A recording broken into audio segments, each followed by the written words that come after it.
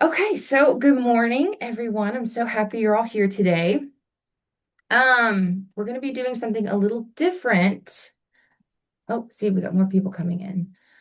Today it's all about wildfire preparedness and resiliency, but I'm just kind of curious, has there anyone who's actually lived through or had to deal with a wildfire in their community before? Yes, Yeah. Oh, really? yes, we had to be prepared. It was 2 years, 3 years ago, 3 years ago, here in Saddlebrook. Seriously. Oh, wow. Did you have to evacuate? Nope.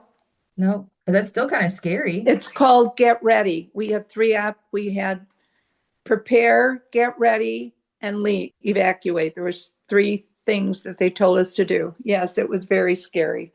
We Wow. had our car packed. Wow. Well, we're actually going to be talking a little bit about that today. So I'm glad that you've had that experience. Has anyone else ever lived through a wildfire in their community? I did in San Diego when I In was San there. Diego? It was a fire that came towards the area that I lived in, and what happened was it was mandatory masks. Mm-hmm. I was working at the time, so everybody had to wear masks. Right. And then I remember the air looked different. I mean, the sky looked different, and Mm-hmm. when I got home, it was so bad I had to close up every little nook and cranny, like in the doors. I had to put rolled up towels around the bottom of the door because smoke was getting in, even though you couldn't see it. You could feel it. You could feel it in Wow. your eyes. Mm-hmm. And then the next day, when I woke up, there was black ash all over my car Wow. and on the sidewalk, just a little film of black ash all over just about everything, all over about everything. So yeah, it wakes you up to understand just how bad it could get. I Yeah. mean, if that fire got closer, there would certainly would have been an evacuation. Yeah. That's crazy. Well, I'm glad that you have that experience and maybe you're a little bit more prepared just having experienced that. I'm glad that you came out okay and most of your stuff was not damaged, I hope. It's just odd. It's just when you see black ash all over everything, you realize, oh my god. And I had to change the filter in my car too, because I didn't know how much that stuff might have got into Oh, my. yeah, So I had to make sure I changed my air filter in my car. that's crazy. Well, thank you. Thank you for sharing. Um, Today, I think you all are aware we're talking about wildfire management.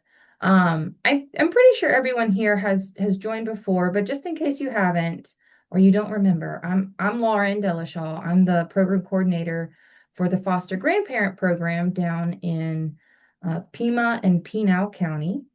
And as part of the Center for Service and Volunteerism Summer Speaker Series, we've designed today's training to help you stay connected, keep learning, and to gather practical tools that you can take back and apply immediately, either to your volunteer work or to your community at large.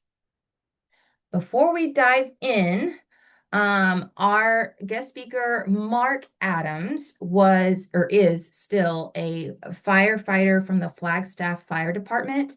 He was supposed to do this training for us today, but he is still fighting the pocket fire that was in southern Flagstaff. I think it's now in Sedona. So we're not sure when he'll be able to join us. He will be coming back hopefully this fall to do a different kind of training than what I'm doing today. Um, but let's just keep our thoughts and our hearts with him and his crew while they're fighting that active fire burning in the Flagstaff area.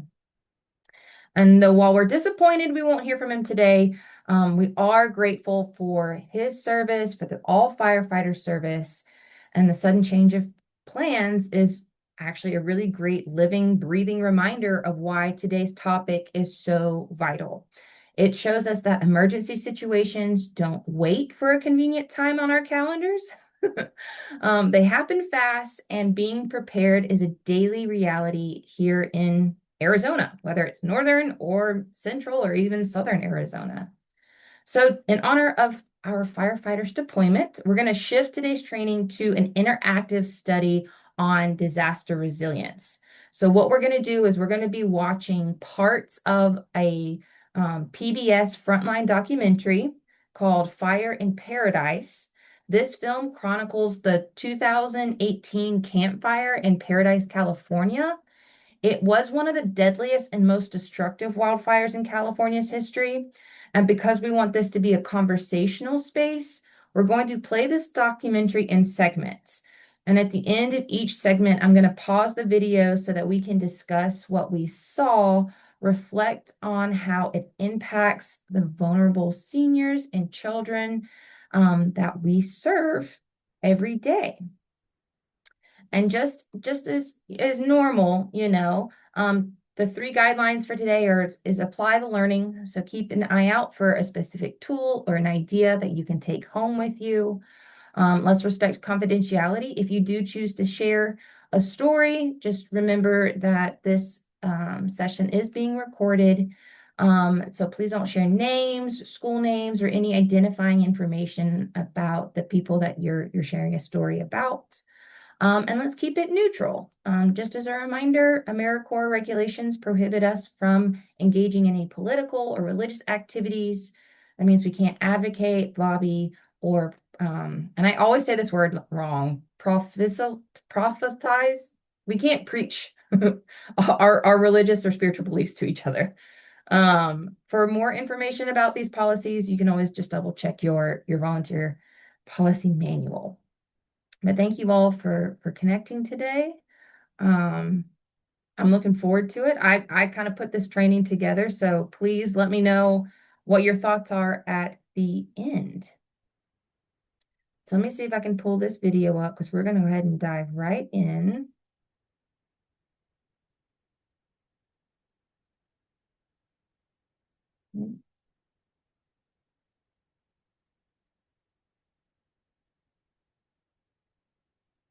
Okay.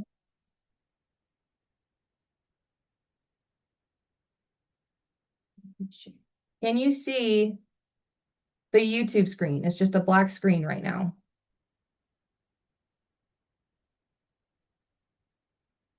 Yes. Yes? Yes. All right. I'm going to start playing it. And Yes. if no one says anything, then I will take that as the volume is working. Okay. Yes.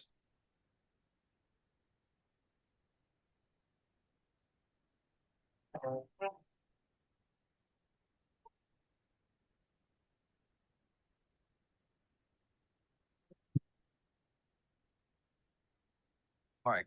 By noon, we had conceded that the town had basically burned down. 1 year since California's deadliest fire. The plan was completely overwhelmed by circumstances, but I think those circumstances were not. Lauren, can you raise the volume? Frontline takes you inside that day. Completely engulfed in flames, and I told my husband. The volume is as high as it can go on this video. Are you able to raise the volume on your own computer or smartphone or tablet? Mine's as high as it can go. So is mine, and it's hard to hear. It's hard to hear.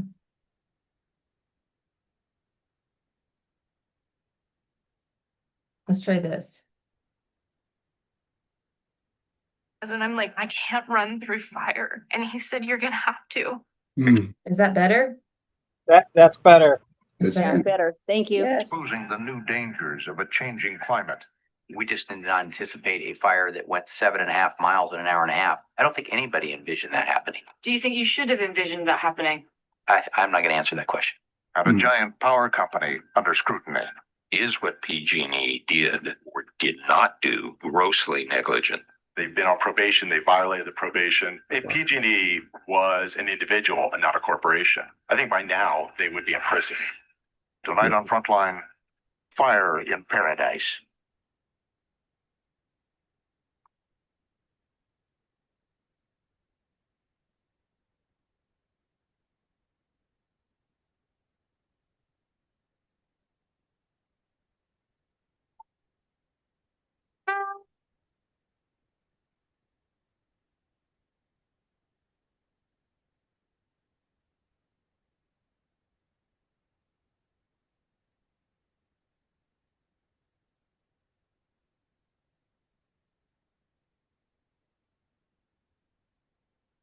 Paradise is, there's something about it. There's something with the country that's, the trees are beautiful.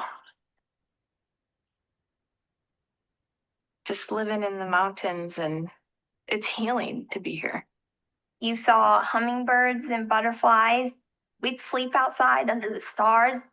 It's a tight-knit community. Everyone is super strong and resilient up here. Wow. You never felt more safe than out there in the mountains.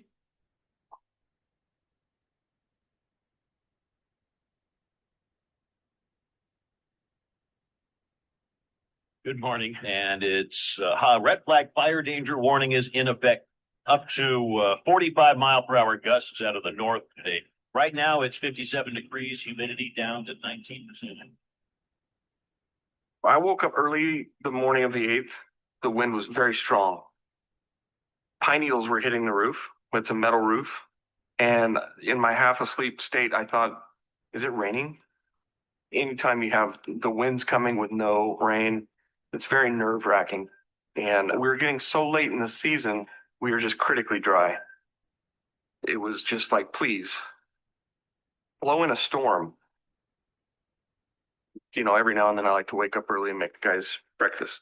So when the wind woke me up, I said, well, this is a perfect time to get a jump on it. My phone was laying on the countertop next to where I was cutting up potatoes, and it illuminated, said there was a vegetation fire in the canyon. 7.5 miles from the town of Paradise, a fire had started beneath a high-voltage electricity tower. The line was almost 100 years old and was owned by PG&E, America's largest electricity company. Fire started, as PG&E has admitted, from a piece of equipment that failed, bringing a power line in contact with the steel tower. So you had shards of molten metal that got thrown down into the brush. In high winds, companies like PG&E can turn off the electricity and power lines to reduce wildfire risk. We had heard that PG&E was thinking about turning off power in several different areas that were in danger of high winds and possibly something happening with power lines. But that morning, PG&E had decided not to turn off the power. It would later say this was because the winds were decreasing. I made one corner around Highway 70 to where you can actually see the Polgar Bridge. And so I took my eyes off the road for 2 seconds and looked up, saw it, and made my report. Bonnie, copy, possible power lines down. Eyes on the vegetation fire. It's underneath the transmission line. Have about a 35-mile-an-hour wind on it. The fire was by a narrow dirt track called Camp Creek Road. Captain McKenzie decided it was too dangerous to drive a fire truck down it. It's going to be very difficult to access. Camp Creek Road is nearly inaccessible. He requested air support to put out the fire, but it was too windy to fly. This has got potential for a major incident.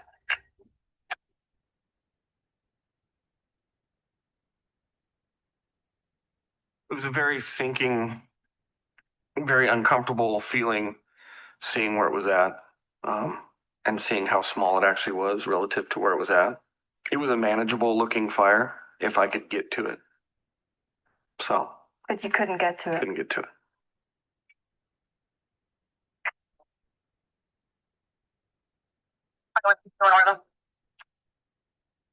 Came out of the community of Fulton and got it. So, my best guess would be 200 acres. Heading in the direction towards Longtail Lake. Copy, just above Polgar heading towards Longtail Lake with a rapid rate of spread. Can you repeat the acreage?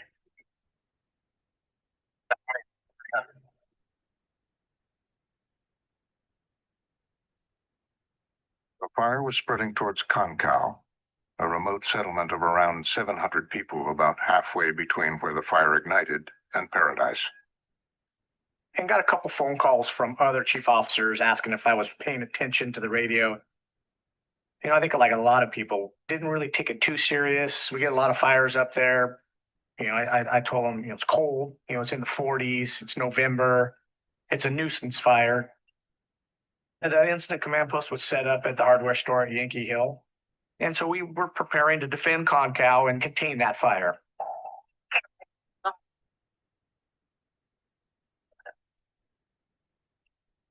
Six 2107 going in to check out Concal. I'll reassess him in about 10 minutes. I'll get back to you. The Cal Fire, the State Fire Service, began sending firefighters to tackle the blaze in Concal. I drove up Highway 70 and the wind was basically blowing all the smoke right over the top of us. Yeah. The blaze was soon dubbed the Camp Fire after the road where it started. We were stopping down Concal, helped out a few residents, try to put some of the spot fires out around their house. They were relatively small. They were 10 to 15, maybe 20 feet. And then there was a point in there where the wind just kind of started picking up. And the spot fires that were not a big deal at the time started engulfing both sides of the road.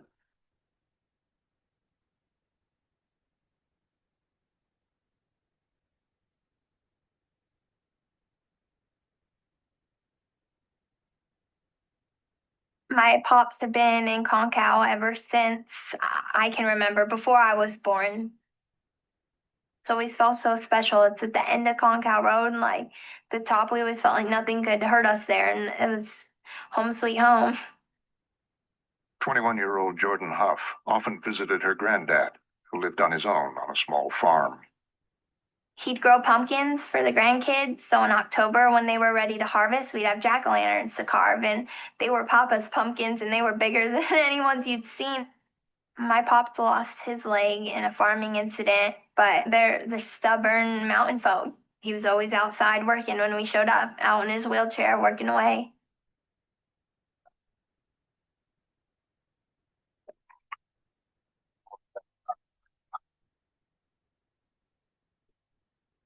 By 7:30, the fire had picked up. The wind was spraying burning embers in every direction. A column of smoke was now visible for miles. My dad had called my pops. He was out there in his wheelchair with a hose, putting out the fires that were breaking out into his yard. And my dad was like, don't worry about it. You need to go. We need to get out of here and leave. And he said, okay, I will. I'll grab the dogs and I'll go. Firefighter Jeff Edson and a colleague were now trapped down by Concal Lake. We came across 4 individuals that were running and they were waving their hands at me, and you could tell they had ember burns and stuff on their skin and their hair. 3 of them ran and just jumped straight in the water because they were taking so much heat.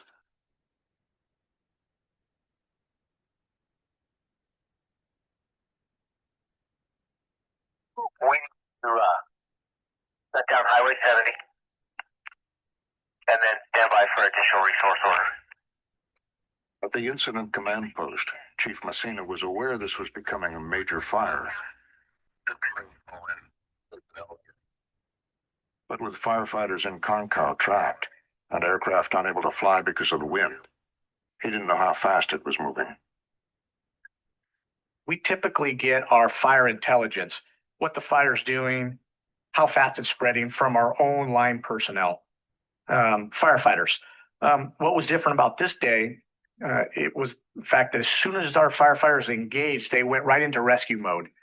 And they were no longer able, nor did they really care where the fire was spreading. They were too busy on rescuing civilians and ensuring that of their own safety. So we didn't get a lot of intelligence on how fast the fire was spreading. The fire was moving towards the town of Paradise, 4 miles away on the other side of a steep canyon. In the past, fires have rarely crossed the canyon. But the campfire was now spreading at a rate of 80 football fields a minute. 911, what is your emergency? I see a fire across the Feather River Canyon. The calls started coming in slowly as people were waking up in the morning, having their coffee, looking out the window and seeing what I couldn't see. Dispatcher Carol Ladrini had been trained to handle calls reporting fires. Do you see ashes? Do you see flames? How close is it? Because kind of far off could be across the street or 2 canyons away. 911, what is CAL FIRE normally notifies Paradise Police if a fire is threatening the town, but they hadn't done so. I want to report a fire unless somebody else already reported it. Okay, is it in the Concal area and up north that way? Yep, that's it. Yeah, we're getting off the Thank call. you. Thank you. Okay. As more calls came in, Ladrini says she contacted CAL FIRE, and they told her the fire was north of Concal, miles from Paradise. Did they say anything about the size or the intensity of the fire? No, at that point they didn't, and I didn't ask. Generally, a fire that far away would never even get close to Paradise. Paradise Police.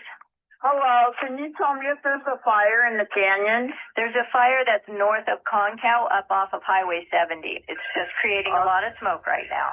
Why are so many people calling about this smoke? What's going on? Still, at that point, I didn't know what they were seeing. So all I could do is call CAL FIRE back. What I said was, can you confirm with me that this is north of Concal, that this is not in Paradise? People say there's ashes falling. Yes, it's north of Concal. That's the words that I got. Okay. So I continued to tell the people that were calling that we were not under threat. 911, are you calling about the smoke? Yes, I am. How come we're not seeing it on news or It's because sirens it's or still something? new. It's north of Highway 70. Are we supposed to be evacuated or what? No, you'll be notified. There's a fire north of Concal. No danger to Paradise, okay? Well, By 7:45, the fire had crossed the canyon and was threatening Paradise and the surrounding area, home to 40,000 people. CAL FIRE issued an evacuation order for residents on the east side of Paradise, but not for those from other parts of town. It's raining ash where I live. How far was fire? I live on Nunley. so at this point, you're not in danger, but just stay close to your phone. 18 minutes after fire entered the town, Carol Ladrini received a call from CAL FIRE. Police. Center for View County Fire? Yeah. We've just issued mandatory evacuations for the entire town of Paradise. Are you serious?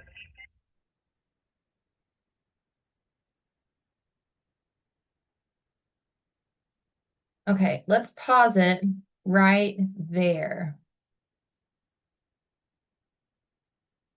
Okay, go over here. It's my alarm to pause the video. Okay, can you see the screen that says Fire in Paradise now with a green background? Yes. Fantastic. Yes. Thank you. Thank you. Okay, so let's kind of debrief and talk about how the fire started and how quickly the town had to react. It's incredibly sobering, I think you can all agree, to watch how quickly a normal morning can turn into a disaster. And I'd love to hear your thoughts. So feel free to go ahead and come off mute or use the chat. But the first question that I want us to kind of to talk about is, how does a fire moving at 80 football fields a minute change our understanding of reaction time in an emergency? Wow. Immensely, immensely, too fast.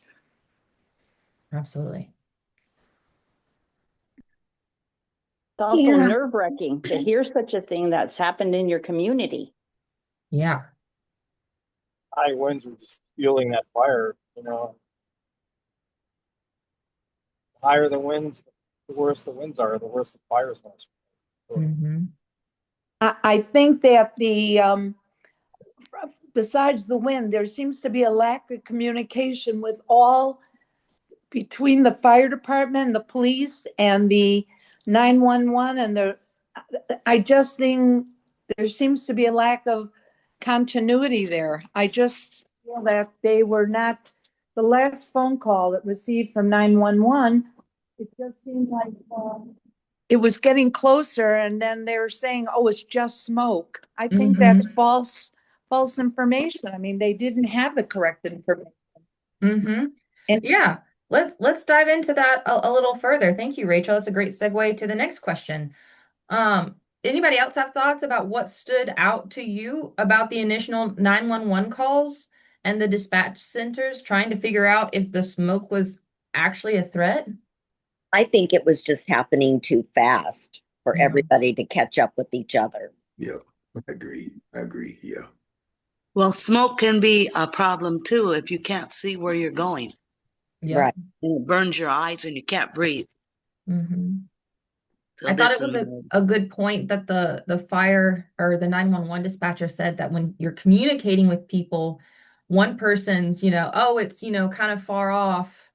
For one person, that might be a few blocks away. For another person, that might be 2 canyons away. So I thought it was really helpful that she asked descriptive questions like, can you see flames? Can you see ash? I wouldn't have thought about asking those. That was a good thing about the dispatcher because she's inside and they're out there where the fire's at. Mm-hmm. Anybody's involved in it, what they see, and so then she can be able to control where she's at on the incident that's going on. Yeah. it's not their job to find out. I mean, it's their job to find out with all the possibilities of communicating. People need to know when we saw the fire that was on Oracle, this is an example. I said, oh, there's no way it's at the mountain.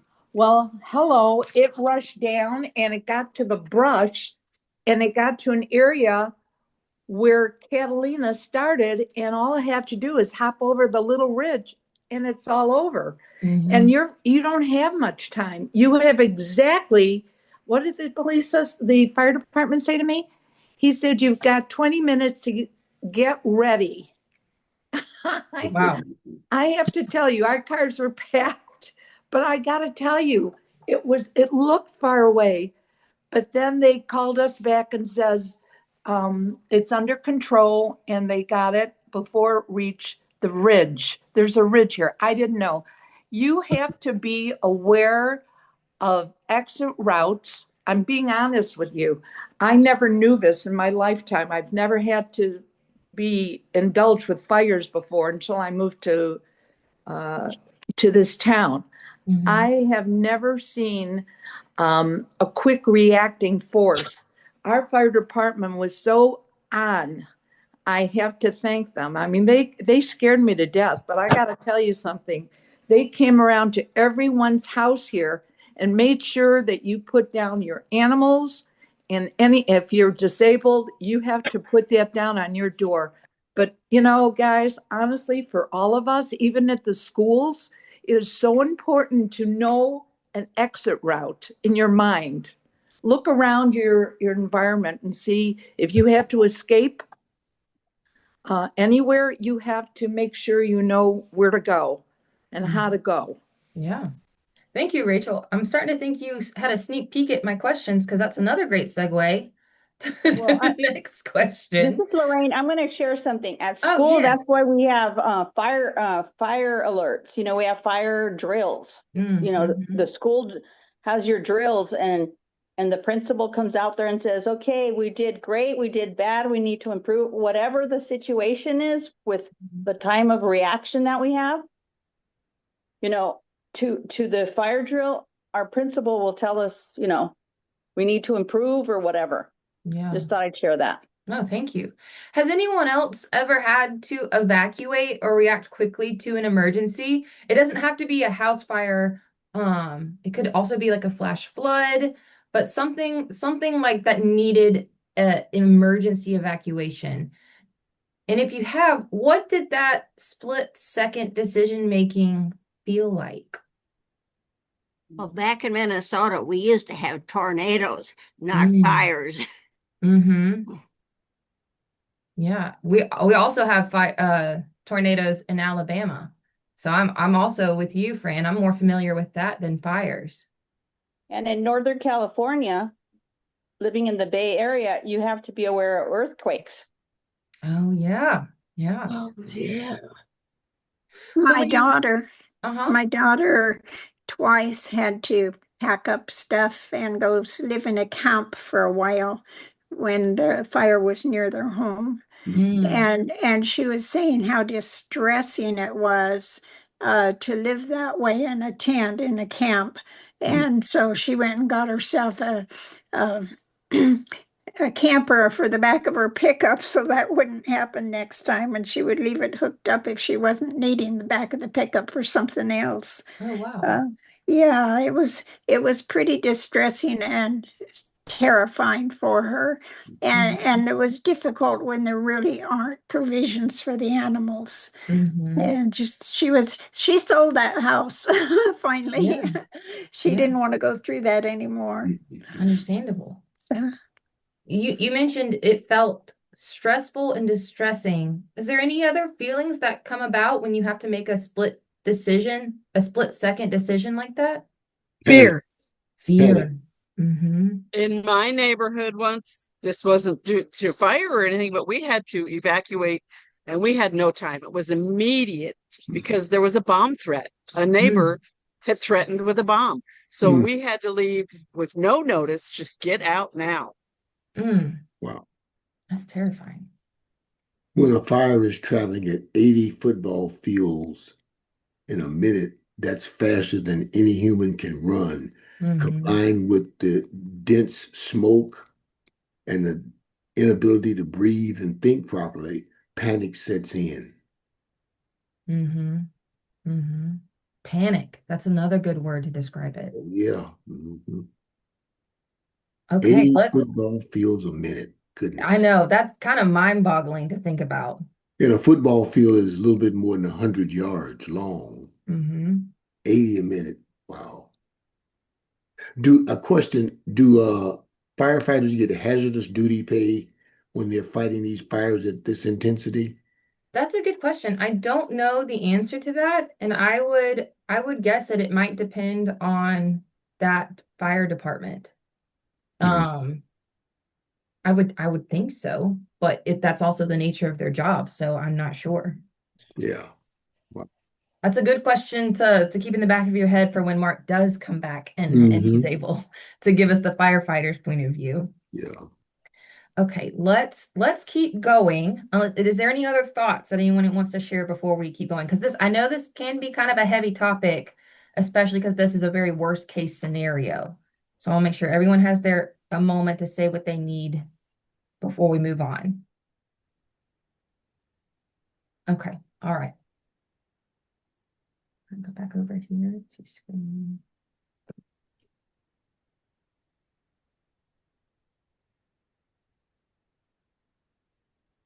When I started as a firefighter in the mid-1980s, we had large fires.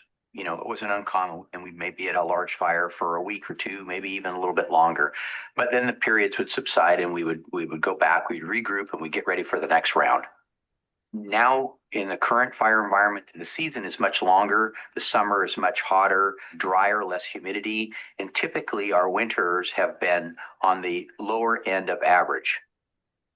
We measure climate at weather stations, and when fires burn, we trace their footprint.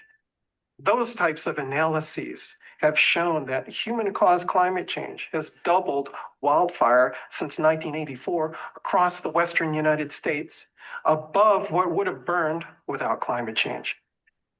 Researchers say that in Northern California, summers have warmed by an average of 2.5 degrees in the last 50 years. At the same time, climate change has made prolonged drought more common in the area. But what we've observed over the last several fire seasons is that it doesn't rain until late in December or even early January. And that means that the landscape hasn't seen a drop of precipitation in perhaps 8 months. It's that combination of factors where you get the high winds, you get the high temperatures, you have fuels that are bone dry, and you combine all of those factors into a package that is really explosive from a wildland perspective, where then if you throw a match into that package, you're going to generate a catastrophe.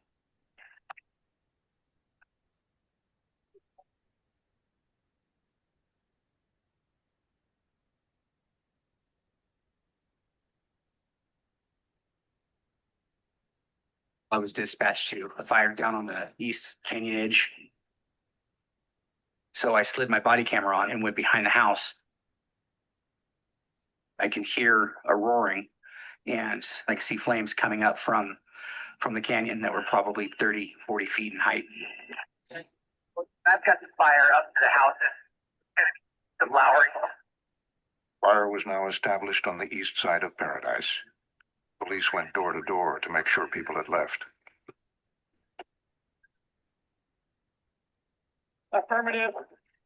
No, I'm not going to be able to get to either house. The fire was swirling around the houses. It was coming in at all angles, defying any sense of gravity or any sense of, in my mind, what would be normal for a fire. Too much was happening and too much was going on, and we were not able to do more than just a couple of handful of streets.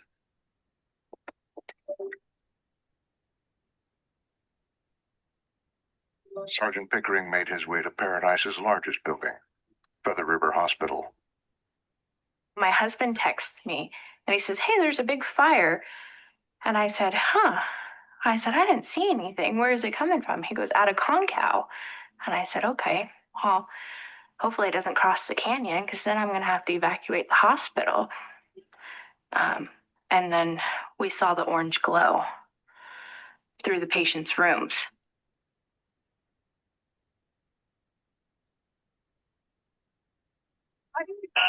The moment. Yes. This is Rat from downstairs. You rock. I don't know about staff, but we got them all out. Okay, very good. There was people that were having to carry an IV bag with them that were holding their own IV bag. And then we had people that were just coming out of surgery that had to be loaded up.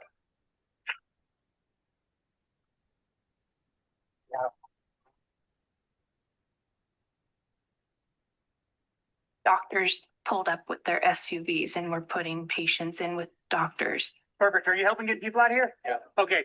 Hang on. And nurses are driving their own private vehicles and taking out their car seats and leaving them on the side of the hospital ground. It wasn't a normal evacuation that we've been planning and rehearsing. It was so fast. What was that? We got room for one more right here as well. Anywhere from a few minutes to 15, 20 minutes, everything around the hospital was burning and on fire. It went black real quick. It felt like working a night shift. Is it safe to stand here like that? I don't know if it's safe anywhere. We're gonna lose them.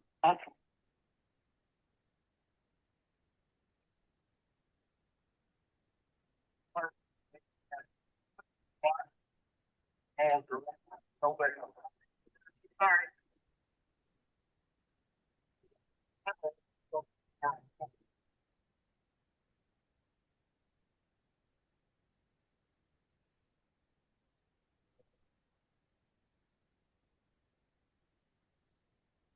We were stuck in traffic for quite a while in the hospital as everything around us is on fire.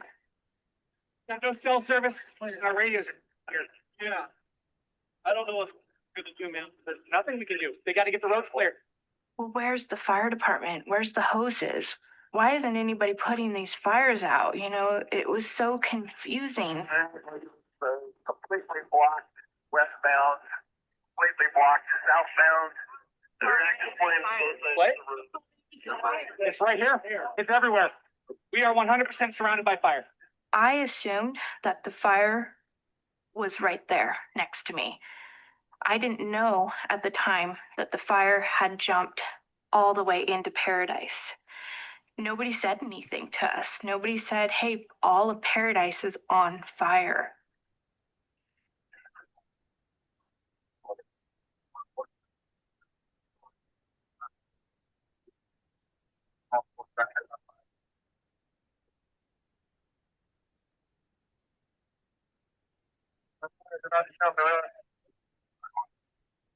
Picture it like a snow blizzard. There was just thousands upon thousands of embers blowing through the air. It was really hard to get your mind around how rapidly it was developing.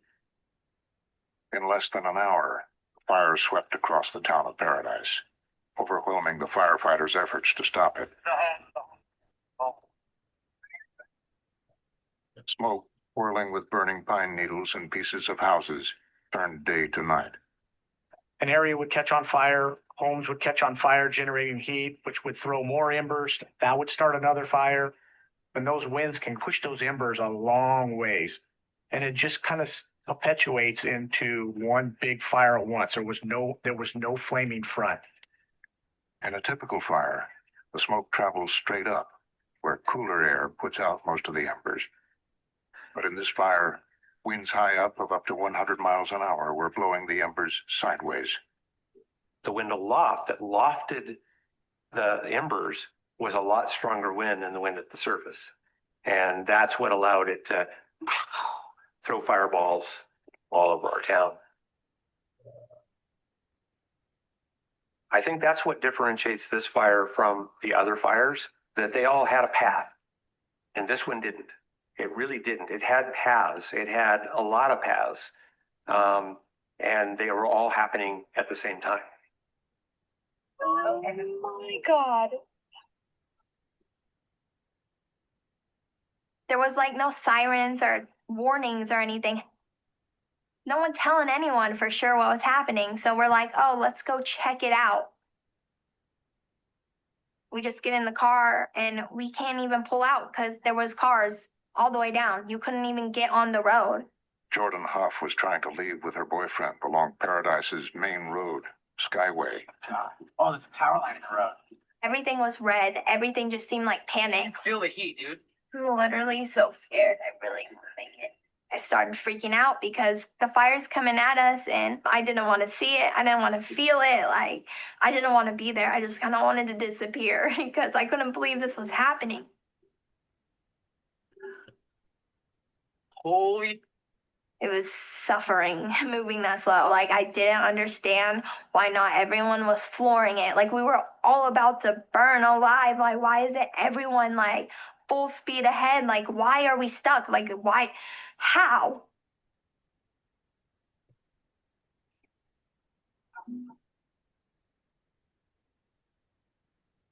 The town of Paradise and Upper Ridge has had a community evacuation plan since the late 90s. In the early 2000s, that plan was updated and included maps with zones in them. Paradise is limited by the number of routes out of town. Each fire is different. Fires come from different directions. So we had to look at varying scenarios and determine what intersections would need controlling under a normally developing fire. The emergency planners had divided the town into 14 zones. They would be evacuated in turn, depending on where the fire came from. We actually had a trial run in 2008. We evacuated the zones on the east side of town for a fire coming from Concal. The whole lesson learned from 2008 was the more you evacuate, the more cars on the road, the more difficult it is to evacuate the town. So we didn't have a plan to evacuate the entire town at once, mostly because it wouldn't work. Our plan became, I think, probably one of the most elaborate plans in the state. In a review after the 2008 fire, a Butte County grand jury warned that the town's roads had serious capacity limitations and made a number of recommendations, including widening the evacuation routes. The county's governing board implemented some of the recommendations, but there was no funding to widen all of the roads. One of my personal responses to the grand jury was, if you gave us $10 or $15 million, maybe 20 million to build new roads off the ridge, maybe we could develop a plan that would get people off the ridge, everyone off the ridge at one time. Roads cost a lot of money. These roads would be roads that on an average day, they're built for traffic that doesn't exist.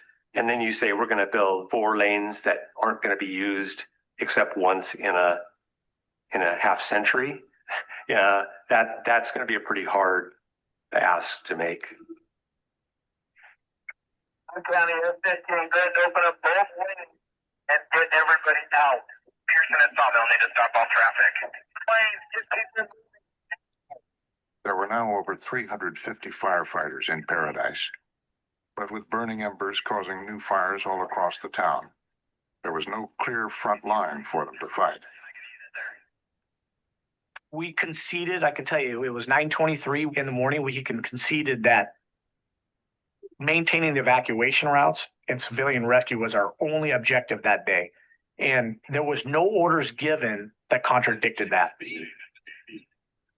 Although the entire town was under an evacuation order, thousands of residents were still at home.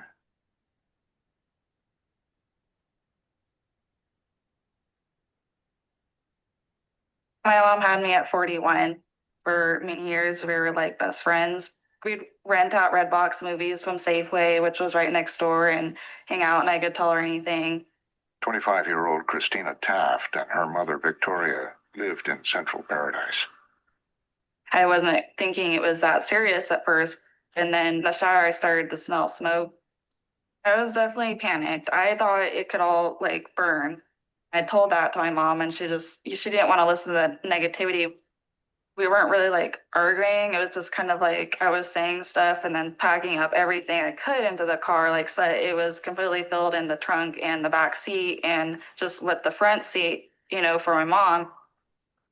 It went on for an hour kind of. She was just not really packing. She didn't get out of her pajamas. And then she started calling other people to find out what was happening. And looking outside, it started getting, traffic and darker.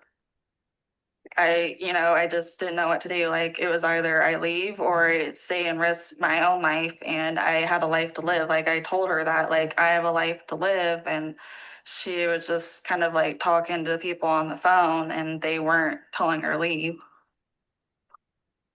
Christina joined the thousands of others evacuating the town. Her mom refused to come with her. It was very slow leaving, but it was all burnt, like all the way down. People were stopping and getting people in their cars, and I was stuck, so I couldn't go back, even though it wasn't very far away. It just was horrible because I kept calling my mom, and it just didn't work. Christina and her mother had not received an official evacuation order. The county sheriff's office was using a new alert system called Code Red. It had an option to send out a mass alert to every Paradise resident. But that morning, they didn't use it. This was an extraordinarily chaotic situation. There was difficulty in terms of structuring the area that we wanted to target. We had one person who was working to try to get that message out.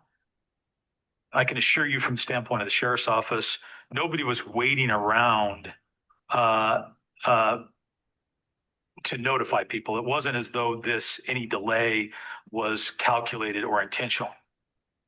They did send out alerts using another feature that informed residents zone by zone, but only those who had signed up. We knew that signups were not where they needed to be, but we believed that that was the future. And our big campaign for 2019 was to really increase the number of people signed up for Code Red. More than half of residents had not signed up, including Christina and her mother. And many of those who had still didn't get a notification. Cell phone towers went down. The networks were so clogged that we couldn't get through it.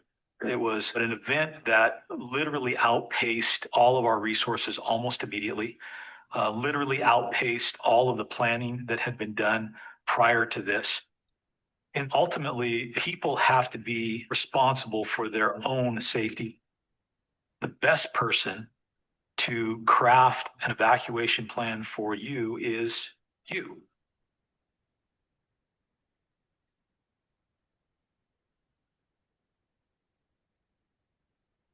This is me trying to evacuate.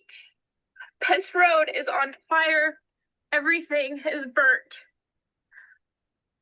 After evacuating the hospital, Nurse Nicole Jolly was driving south. She turned off Pence Road onto a side street, Pearson Road. Ahead of her, cars were already on fire and had been abandoned. I'm getting down into this ravine, and I kind of look going, oh, this isn't good, because this fire is blowing so fast. The road's completely engulfed in flames, and we're stuck in the middle of it. That tree could come down on me at any moment. It's ridiculous that I'm stuck behind these stupid... And I'm on the phone with my husband, and I'm screaming for him. I'm like, Nick, you got to get to me. You have to hurry because I'm not going to make it. And he said, I'm trying. I'm going to get to you. And I'm like, I'm going to die. And I'm so sorry. And my car is starting to fill up with smoke at that point. And I told my husband, I'm like, the car's filling up with smoke. I have to get out of the car. And he's like, get out and run. And I'm like, I can't get out and run. You don't understand. There's fire everywhere and I can't run through fire. And he said, you're going to have to.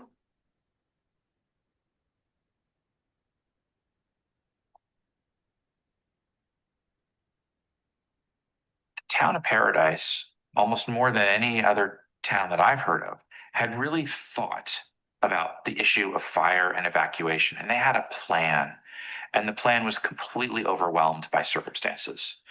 I think those circumstances were not unprecedented. We have had a number of fires over the last several years prior to the Camp Fire that had some of the characteristics, in particular, the rate of spread and the total ineffectiveness of any kind of suppression effort. Climate change has contributed to making fires bigger and more frequent. 10 of the 20 most destructive fires in California have happened in the last 4 years. Fires are different today. You need to plan differently. You have communities that say, we have our evacuation plan, but if the plan involves driving down a road like the one in Paradise that was essentially blocked by the fire, that's not a very good plan. If the road is narrow and will become gridlocked, not a very good plan. So in about 2015, we developed this binder, and we carry this binder in our vehicles. So this binder includes evacuation plans and traffic plans, evacuation plans for every community, foothill community in Butte County.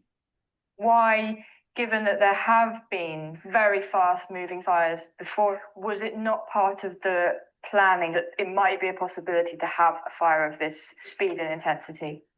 I don't think we've ever seen that before. So I don't think that it was something that was ever envisioned. As far as modeling, we did plan for a rapidly developing fire. We just did not anticipate a fire that went 7.5 miles in an hour and a half. I don't think anybody envisioned that happening. Do you think you should have envisioned that happening? I'm not going to answer that question. More trapped in the basement. More people trapped in the basement. An hour and a half after fire hit Paradise, thousands were trying to leave, but many others were trapped in their homes. 18 miles from the fire, CAL FIRE's emergency center was receiving 911 calls. The phones rang and rang and rang, and they didn't stop. I have a man that is bedridden, and we need to transport him, evacuate him. It was loud. It was noisy. It was constant. I'll relay the information and see what they can do. Okay. Okay. How do I know what's going to happen? Ma'am, I don't know. This is just a very major fire. I answered the phone, and I heard a lady. Actually, I heard 3 ladies. Are you trapped? Yeah. Is your okay? They were coughing, choking. She had a hard time even telling me exactly where they were. Get out of the house. We can't. They were in a room with, he told me, no windows. I can't get out. And I couldn't leave her. Ma'am, how many people?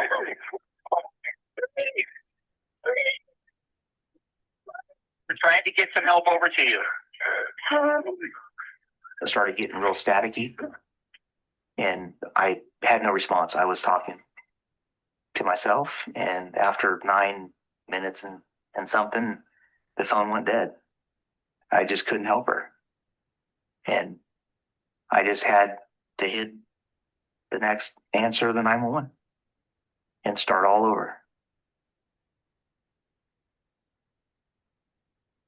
Okay, let's all take a deep breath together, because that was pretty intense.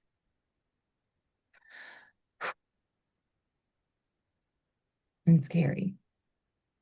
You want to go ahead and come off mute? Let's kind of talk about that. In this previous, portion, we learned that many people who lost their lives in this fire were 60 years or older. Some because they didn't have transportation, they didn't receive the alerts. So, how can we learn from this? And all of you are community leaders in your own ways. So how as we as a community, how can we do a better job of checking on our elderly neighbors or even our clients, if you're a senior companion, when a threat is near? What are some things we could do in preparation?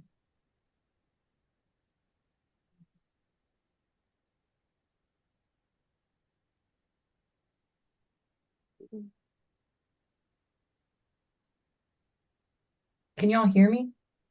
Yeah, we're thinking because this is very hard. I'm thinking back to the mother-daughter relationship where the daughter was trying to urge her mother to leave, and her mother didn't want to because she's on the phone with her friends who are telling her not to leave. Right. So even a simple phone call, it sounds like encouraging others to leave, encouraging others to be prepared, to have a plan. It sounds like even just that could have maybe saved at least one life. Right. That's it. The phones were, I'm thinking that maybe the phone lines were impaired also. Yeah, it definitely got to a point. The daughter tried to call her mom and she couldn't reach her. So I'm thinking that her phone line was not working. First of all, it's really hard sometimes for elderly people wanting to leave their home. Even in emergencies, they just don't want to leave. That's their home. That's true. Now I'm taking, because I do Red Cross, and I'm taking sheltering training because we need to be prepared for disasters like that. Absolutely. After this happened, several people moved to Arizona that were living in Paradise, and they told us their testimony of what they went through. And it was just so bizarre, it was out of our realm of even thinking such a thing could happen, that a whole city would just burn down. And that's what they were telling us, that Paradise was no more, and they had to totally relocate, lost their homes and family members and friends and things. But I guess to not to be so comfortable thinking that it's not going to happen here or whatever, like you said, to be more close with your neighbors. Yeah. And make a connection, a plan, communication plan, call me, I'll call you. I had a friend across the street, and we did that before she passed. We would let each other know if anything, if there was a stunk in the area or whatever the danger was. We would call each other. I had a neighbor that tried to kill his girlfriend and their family, and she and I stayed on the phone until we saw what the person going into the house. And then I just got on the phone and called 911. But we need to be neighborhood watchers for each other. That's basically what I'm trying to say, and have contacts between each other. That's a wonderful point, Anita. How many of you, whether you're a senior companion or not, how many of you, like Anita, have a neighbor or have someone in your immediate circle that would have a hard time leaving in the case of a flash flood or a fire or an emergency like that?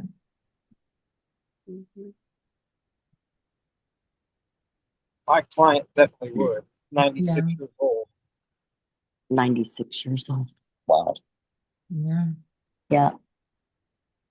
I don't know if the place where he lives has any kind of I'm sure they have some kind of evacuation plan, but you know, you're that old, you need somebody to help you regardless. And Yeah.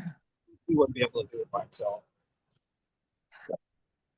I did think it was interesting at one point, one of the firemen, I think it was a fire chief, he was doing like the press conference. He made the comment kind of talking about all the factors that went wrong, the 911 dispatch miscommunications, the alerts not going out, the phones going down, even they were having trouble with the radios.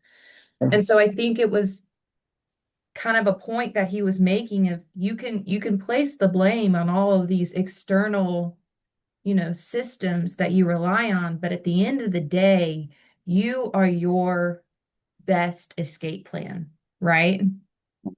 So knowing that, does anyone have a thought about what they would do? Have you thought about what you would do in your home, in your community, if you had to evacuate? Have y'all ever thought about that? Just leave. I just load the truck. Just load the truck. Yeah. Our son is actually on standby right now. He's in Oregon and they have a fire. He's been on standby for 3 days, but his neighbors that he'd never met because he just moved in, they were all out there and they all met. And they've all kept each other informed of how the fire is doing. You can see it from the house. Yeah, you can see the fire from the house. He's about a mile away from it, but of course, all the friends and stuff came, and they've already taken everything out that is, you know, that valuable and stuff, and so they're just monitoring everything right now. Wow. It's scary, and he was absolutely scared to death the very first day, but kept it together, got everything out, the animals, everything. So that's good. I'll be thinking of your son, Brenda. Thank you. Absolutely. That's scary. I think y'all all made great points. Is before the fire even happens, be in communication. Yes. And when the alert does come, stay in communication. It sounds like you don't have to be best friends with your neighbor, but knowing their phone number or having it written down, being able to call them if something happens, and you know, them calling you, you know, relationships work both ways. Okay, let's watch the final segment, and then we'll get into some real resources. You have all kind of touched on real tangible resources already. But let's just finish this documentary. Get back over to screen 3.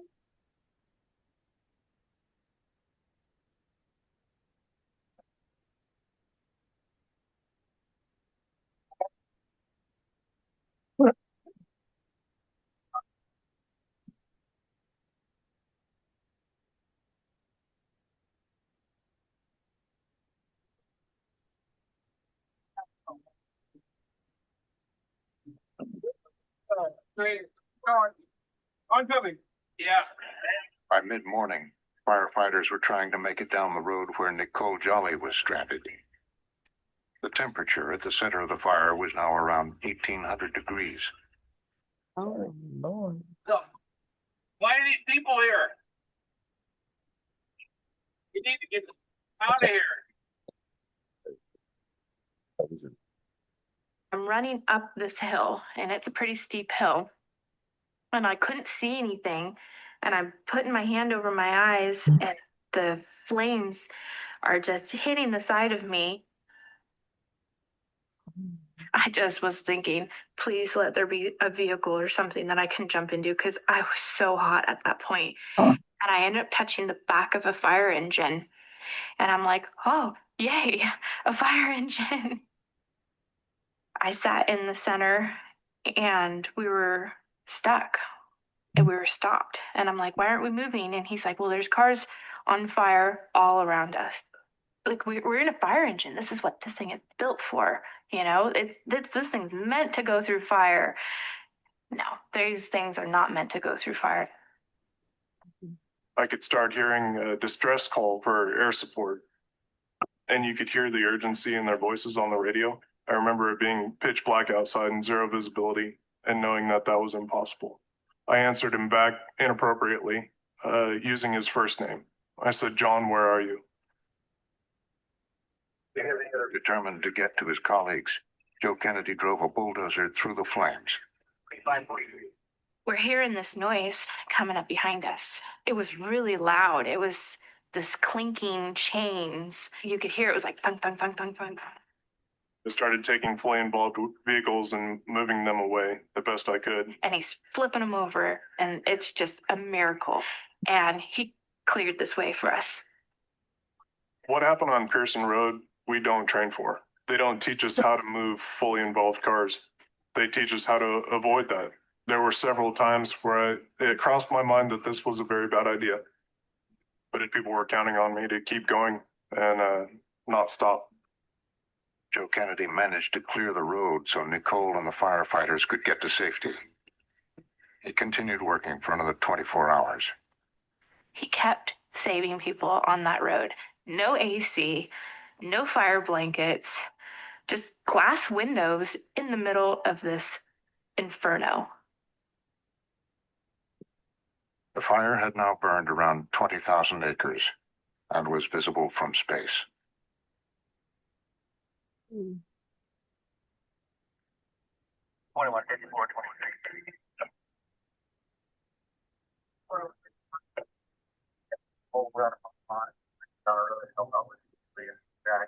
Our air TAC officer gave a report where the fire was and how much was being impacted. He basically said the fire's progressed all the way through town. Mhm. And these reports of civilians trapped and rescues, and we'd already had reports of a lot of fatalities. And by noon, we had conceded that the town had basically burned down. Mhm. It took only 4 hours for Paradise to be destroyed. By the end of the day, 50,000 people had managed to escape, scattering to neighboring towns. There was literally a point on the road where it went from hell to there was a sky again, and there was air to breathe. And it was this type of feeling that changes your whole entire life. I just got this chance to be able to live again. My mom took us back to the house that my kids were staying at. And I see my husband just pacing in the driveway. And he's just pacing and pacing and pacing. And I'm like, Mom, you need to go. You need to get down there. I see Nick. And she's like, Nicole, we're in a residential area. I can't drive fast. And I'm like, then you need to let me out. And I got out of the car and I ran faster than she was driving. And I just grabbed onto my husband. And I'll never forget what he said. He said, I thought I almost lost you. And I'm like, I know.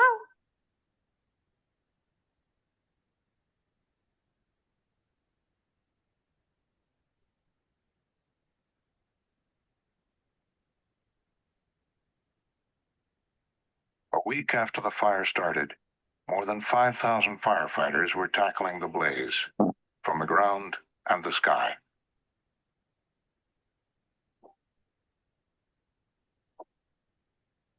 There was nothing standing, and there were still homes burning.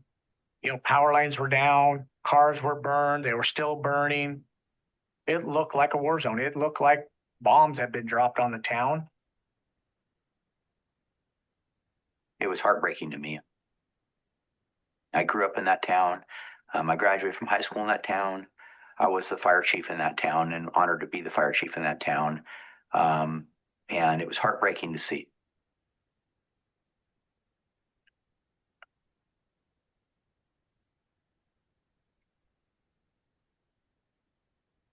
Paradise burned for over 2 weeks.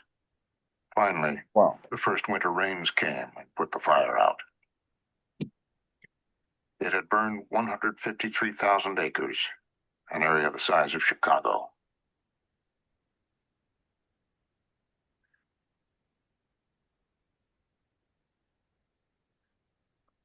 It was the most destructive fire California had ever seen. Around 30,000 people lost their homes. It took many weeks to identify those who died. It was actually Thanksgiving Day when they confirmed it. Christina Taft had not heard from her mother since the morning of the fire. She was found on the property in the living room. She was still inside. She wasn't able to get out, and probably like it was right by the window. So it was really horrible imagining that. She didn't probably know what to do or something. I don't think she really realized it was as bad as it was. I blamed myself. I blamed authority. I blamed the other people. I blamed a lot of things. And I'm not really angry at her. People, I think they expect if there's an emergency, they'll get notified. I think if we did have an order, it would have made a difference to my mom. No, she should have just went. 85 people perished in the Camp Fire.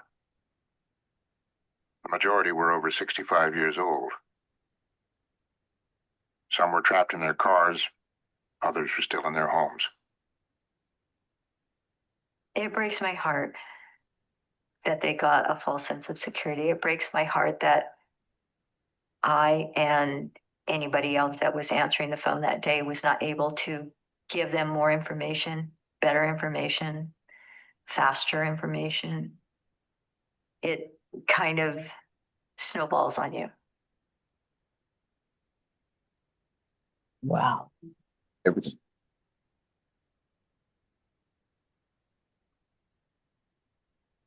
Could you have got evacuation orders out to communities that were likely to be hit before they were hit? I mean, we can always Monday quarterback it. I know what you're saying, but no, I mean, maybe 5 minutes earlier, but the issue wasn't how fast we notified the public. It was how fast we could get them off the hill. The transportation system would only hold so many vehicles, and we were trying to put more vehicles on the road than it could hold.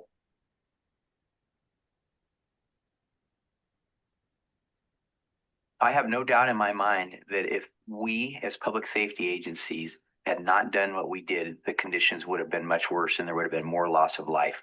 It was bad, but this fire affected tens of thousands of people in a matter of a few hours. The plan was implemented. I'm very confident in saying it was successful. Was it flawless? Absolutely not.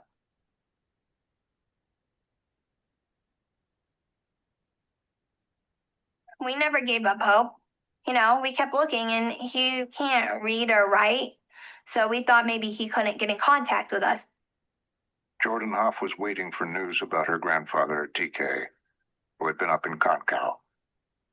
Say it was 2 weeks later, my mom called me, and she was all like, Jordan, I knew what the phone call was because, my mom doesn't call to talk. And she told me they found Bob's body. And I was like, yeah. They're like, yeah, they found the body in the home. And I was like, oh, and I just cried. I didn't know what to say. And she asked me if I'm okay. And I just hung up the phone because you're not okay. We went out there on December 4th, me and my dad only. Literally everything is gone except, you go out to the back fence and you see a wheelchair. You see his watering hose burnt to a crisp, all the way dragged, all the way right next to the wheelchair, and a bucket of water. Your mind wants to make an image, but you don't really want to make an image, but it does it anyways. And man, is it crazy to have an image like that in your head. He was insanely tough and smart, and he was a gentle giant.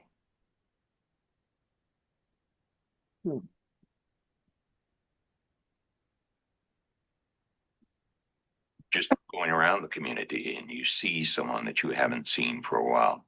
Where were you? What happened to you? What happened to your family? It's our local 9/11. This is a day that we will always remember. November 8th will always be a date that'll just seared in the collective consciousness of our community. 6 months after the fire, the Butte County District Attorney launched an investigation into whether to bring criminal charges against PG&E, the company whose power line had started the fire. Is what PG&E did or did not do grossly negligent, something that is beyond and well beyond ordinary negligence? One of the charges that we're looking at in the California Penal Code Section 452 is reckless arson. To prove the defendant is guilty of this crime, the people must prove beyond a reasonable doubt that one, the defendant burned or caused to be burned property or forest land. Pretty simple. We've got that. That the fire burned an inhabited structure, the fire caused great bodily injury to another person. Okay, we've got structures, nearly 14,000, 85 people, got that element. The element that is the last element, and says, and the defendant did so recklessly. PG&E has a long history of safety violations and a criminal conviction for a gas explosion in 2010. Its equipment has been linked to many destructive fires in California in recent years. This is a company that was fined hundreds of times and faced more than almost $3 billion worth of fines. You know, if PG&E was an individual and not a corporation, I think by now they would be in prison. There's just been repeat offenders. They've been on probation. They violated the probation. The problem is you can't take a corporation and put it into prison. In the months after the fire, reporters at the Wall Street Journal discovered that PG&E had been warned its transmission towers were aging and that components might fail. In 2010, they had an outside contractor come in and they looked at this and said, the average age of your towers is 68 years old, but the mean life expectancy is only 65. So, you know, in a sense, PG&E was sort of playing with fire over the years. They were basically saying, look, we will let these transmission lines age in place, and if there's a problem with one of them, we'll go out and fix it. Without climate change, the consequences of failure of a transmission line is relatively modest. It falls down, perhaps, and it causes a fire, and the fire department comes and puts it out. So the system has been maintained, you know, with some preventative maintenance, but also with a philosophy that it can be run until it breaks. The thing is that the costs have changed. The risks have changed. PG&E declined to be interviewed by Frontline, but said in a statement that the company disagrees with any suggestion that it knew of any specific maintenance conditions that caused the camp fire, and nonetheless deferred work that would have addressed those conditions. It added, since 2010, PG&E has spent hundreds of millions on line preventative work. PG&E is taking this extraordinary step of saying, look, we can't handle this liability anymore. So that during the days, red flag days, when there is low humidity and high wind, we're just going to shut off the power. And it's sort of a stunning thing to think about, but there increasingly are days and multiple days in Northern California where communities suddenly don't have power anymore. PG&E has now filed for bankruptcy protection because of liabilities arising from wildfires. It estimates that it could face at least $10.5 billion in damages from the camp fire alone. I think this is one of the first real climate adaptation problems that at least America has confronted. And this is not a static problem. We have a problem that's going to grow worse inevitably over the next several decades. Some scientists believe that fires in California could increase in size dramatically by the middle of the century if temperatures continue to rise. Everything was perfect that day for a massive destructive incident to do what it did. And it's in place everywhere in California, Arizona, Nevada, Washington, Oregon. And it's like, you don't even want to think about it. Like, what's next? Can it be worse than that? And the answer is yes.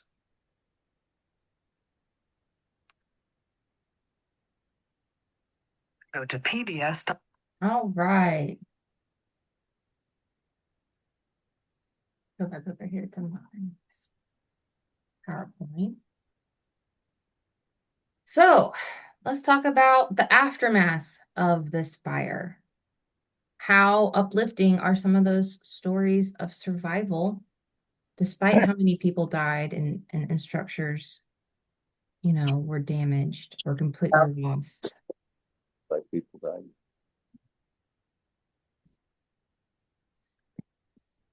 Paradise actually had a very highly detailed evacuation plan, excuse me, but the fire simply moved too fast for it to work. So how does this realization change our mindset about what it means to be prepared for an emergency? Wow. Hi, Bam. Emergencies are not susceptible to normal human responses. Emergencies have their own dynamic of human involvement. One is panic, confusion, disorganization. Even when military are engaged in a combat, there's a certain degree of panic. And for us who have not been in the military, we don't know how to respond to panic situations. It could be flooding, fire, smoke, or a combination of all. And then you have the presence of animals that do what they do, whether it's a panic situation for humans or not. So it's a difficult circumstance to survive in and to work through. Being prepared it's a hard thing to do in any circumstance. Absolutely. How do y'all feel about them kind of concluding the documentary about the impact climate change had on this fire? I agree most part. That is a real thing. People deny that it's a real thing, but the evidence shows that the planet is heating up. The waters are getting hotter, where our reefs are dying because of the climate change. There's just so much evidence.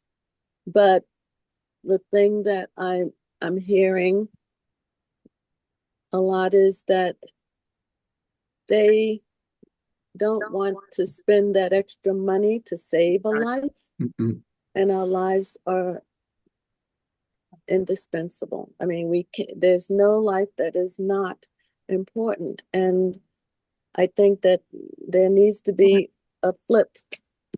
A switch needs to be picked up in these folks' brain to let them realize that this is a real thing. PG&E denied, and got away with murder, so to speak, and then tried to file bankruptcy to avoid their financial responsibility. I mean, it's just the money over the person's lives, I think, is what is behind a lot of this. There's 2 points for what you just said that I think I want to echo, Anita.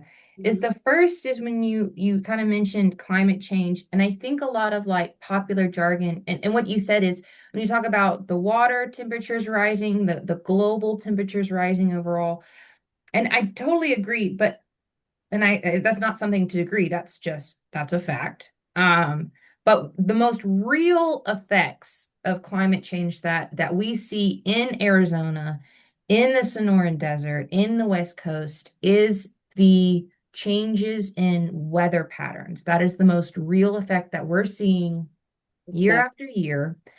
And when you do have these long periods of drought in an already pretty dry area, that's just building the risk factor, building a recipe for disaster if a fire does come in. So I think it's definitely something worth considering. I don't think you can necessarily, when a fire like this, a disaster like this, blame can't be put all on climate change. It can't be put all on the community authorities' response.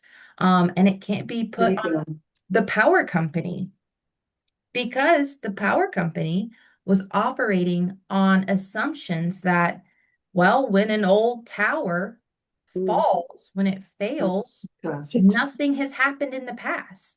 It just crumples, it falls, it fails. They go out and they replace it. No big deal. But they're not accounting for the incredibly dry climates that's now a reality. It's not just a temporary drought. That is now we're living it, right? And they haven't changed their systems of operation. And because they are a corporation, money, greed, power, that can be another topic of conversation. You're right. They are trying to avoid blame, and they're trying to control that narrative. So thank you, Anita, for that comment. I think we're so prepared with other things around the world and other issues going around the world that we don't have the resources that we thought we had. We don't have enough fire departments. We don't have enough people watching the area. We don't have enough protection and those forces, the police, the fire. I mean, we just don't have enough resources to contain all these either human or non-human things that are started, like the fires that are started initially or the accidents. We don't have the monies. Now that's where we should put the monies into the resources, I feel. And fire is much scarier than floods, I think. Absolutely. I agree.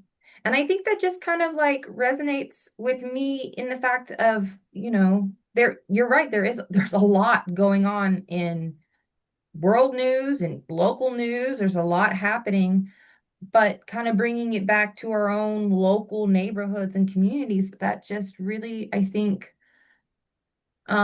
shows how important each and every one of you are to your community and helping your neighbors, helping your family and your friends be prepared, because it does take a village, right? To stay safe and be prepared when things out of our control happen. Let's kind of shift focus now. Let's turn our reflection into action. Go to our next slide. So here in Arizona, we are all aware of the dry winds and the heat that can help make a wildfire a constant threat, right? But let's look at a concrete list of things that we can do right now to prepare our homes and prevent wildfires from starting all across the state. The first thing is Arizona put together, like the state of Arizona put together an action plan, and it's called Ready, Set, Go. And if you go to ein.az.gov,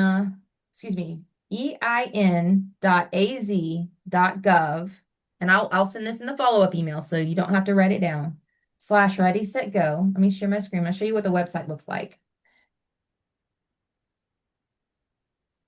It has a full plan to tell you on how to prepare for wildfires, okay? So the first step is what it looks like. I've got a nice little slide that breaks this down, but I just want you to see it, put eyes on it. See, ein.az.gov /ready-set-go. And I'll link that in the email for you.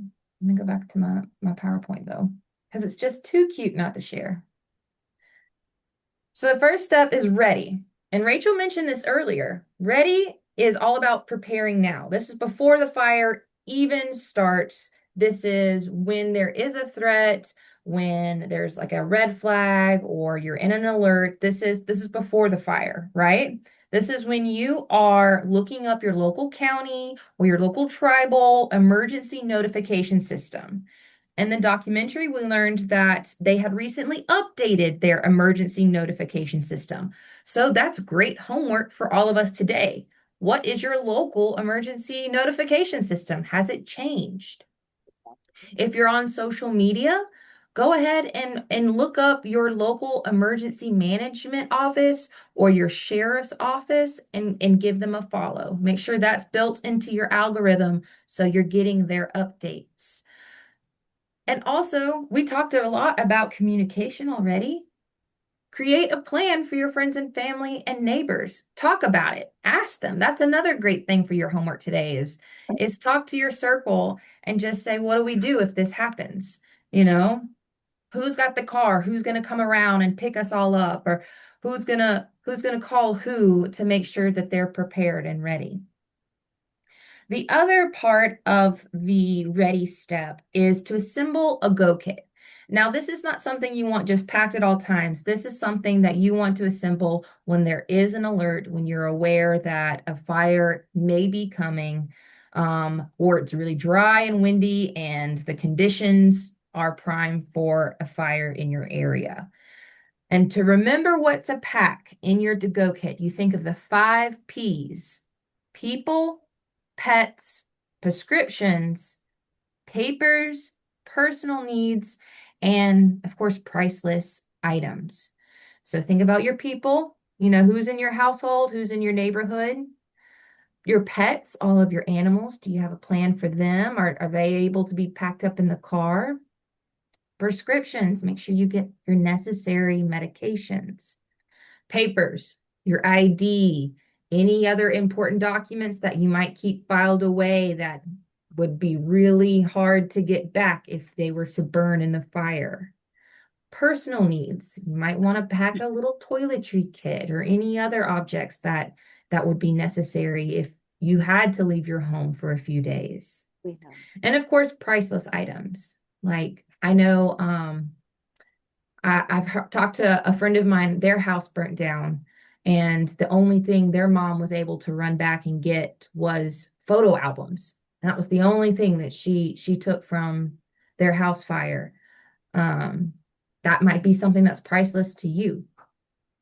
The second step is set. So ready, set. The set is all about being alert. That means, knowing where the nearest shelter is, being prepared to leave and evacuate to that shelter with friends or family at a moment's notice. Going ahead and assembling that go kit, making sure you've got a full tank of gas if you are driving. And of course, constantly staying up to date with local news, emergency radio. That could be on your phone or on a classic radio, which, I think the only radios I have is in my car now. The last step is go. And that's very simple. Don't wait, evacuate.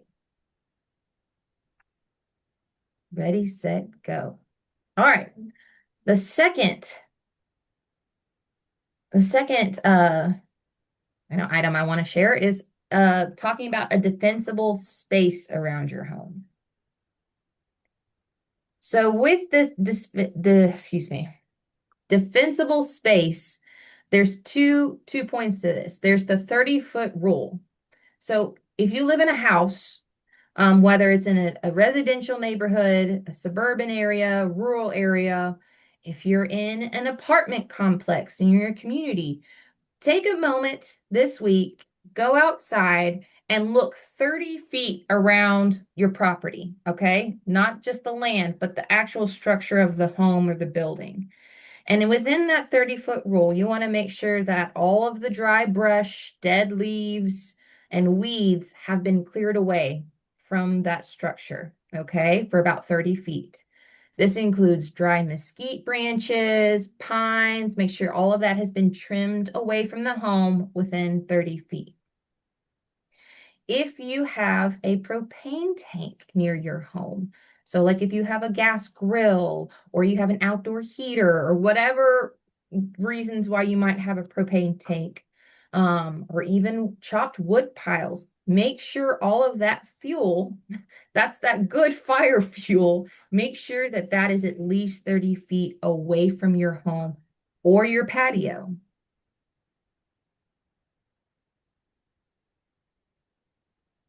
All right, here is some basic wildfire prevention. Does everybody remember Smokey the Bear and their home? Yeah. I wish they'd bring him back, but I don't think that they will, at least not for a while. But some basic wildfire prevention tips is securing trailer chains. So if you have a trailer or a hitch, make sure that that chain that dangles is secure and it's not dragging across the street when the car is in motion. And that's because that chain will ignite sparks while you're on the road. And if that spark, is able to be carried by the wind to the side of the road, that can start a roadside fire. That actually is one of the top causes of roadside fires in Arizona, which I didn't know until I was preparing for this presentation. If you have a friends or family that have trailers, communicate. That's your village, remember? Communicate with them. Make sure that they're also securing those chains. Observe burn bans. Never burn your yard debris or light campfires during high wind days or during official county burn bans. This is really important. I know sometimes it might be like, oh, they're just being precautious. No, take that burn ban seriously and don't burn yard debris or trash. I don't think you're supposed to burn trash at all anyways. But don't light those campfires if you are camping either. And if you do light a fire, whether you're on a grill, you're camping, you are burning yard debris, make sure you extinguish the campfire completely. Make sure you drown it in water or drown it in dirt, stir it, and make sure you feel it. If you can put your hand on a fire that's been put out and it's cold and it doesn't hurt you, it's not warm before you even put your hand down, it's okay to leave it. But if it still feels warm, you need to keep putting that fire out. Okay, that concludes today's wildfire preparedness and resiliency training. Does anyone have any final thoughts before we go on to the wrap up? That was actually a good presentation.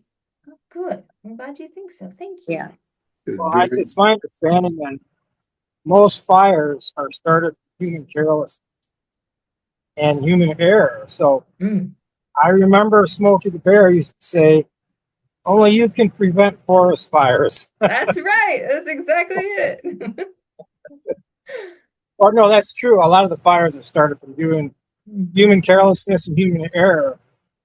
And, unfortunately, there's not a lot we can do about that except just be prepared in your own way. Just do whatever you can to help yourself because you can't rely on resources all the time. Clearly, the video stated the fact that you can't rely on resources. If you're standing around or sitting around waiting to hear what to do or waiting to get instructions, it might be too late. So the idea of if you feel you're under real threat, just get out. Right? Just get out, leave, and hopefully that's the best thing you could do for yourself. Absolutely. Absolutely.